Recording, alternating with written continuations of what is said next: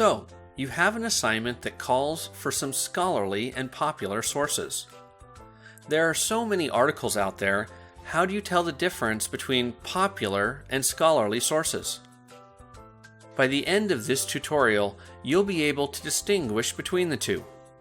You'll learn about some of their characteristics and differences, and you'll learn about good ways to use popular and scholarly literature in your own work.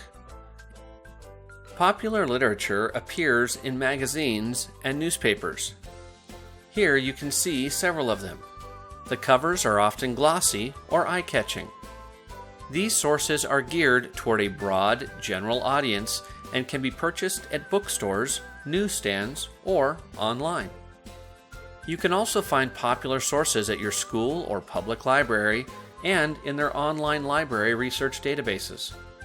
Before being published, the articles are usually checked by staff editors. Let's look at some characteristics of popular sources. In this example, you can see that authors are journalists or staff writers, and their experience is not necessarily indicated. They may include pictures, special layouts, and advertisements. They use language understood by the general population, and articles do not usually list references or notes. So how are popular sources used? Popular sources might present news and current events. Since the review process to publish popular articles is short, they're a good place to look for current information. Popular sources may tell human interest stories, convey emotional responses, or offer commentary or opinion pieces. They can also be useful for getting an overview of a topic. They can even include summaries of scholarly information written in everyday language. Scholarly literature is published in subject-specific journals.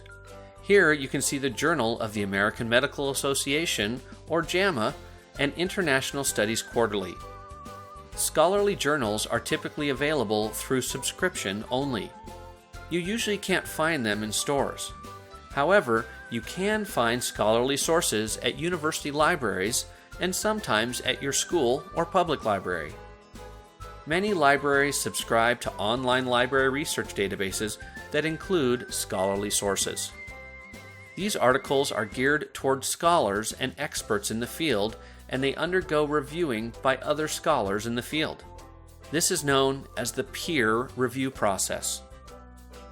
Let's look at some characteristics of scholarly sources.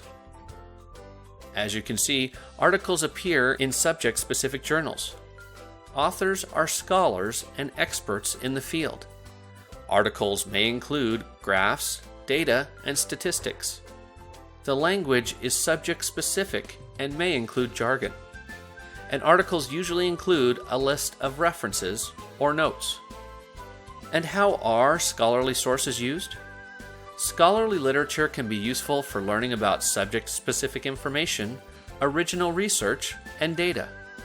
It's a way for scholars to communicate their findings and to offer expert opinions about others' findings. Scholarly articles can present a summary of the research on a given topic. Okay, now it's your turn to try. Take a look at these two articles and decide if each one is popular or scholarly. The article on the left is from a popular source. You can see in the upper left that this article is from a magazine called The Economist. The Economist is a popular magazine that can be purchased in regular newsstands or bookstores. The language that this article is written in is generally easy to understand and is written for a broad audience. There's a large photo included in the layout of this article, and it includes a humorous caption. Also note that there are not any notes or references included at the end of the article.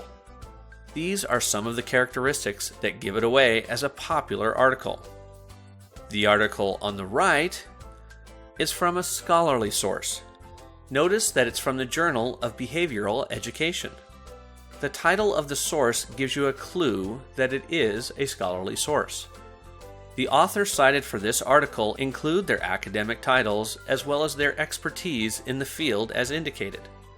The language that this article is written in is geared towards other scholars in the field of education. You can tell by some of the subject-specific terms that it uses. Also note that this article includes a long list of references at the end. These are some of the characteristics that give it away as a scholarly article. For specific examples and for more information about this topic and the entire research process, explore OSLIS. Thank you to the Oregon Clip Project for allowing the OSLIS committee to adapt their tutorials. OSLIS. Learn to research, research to learn.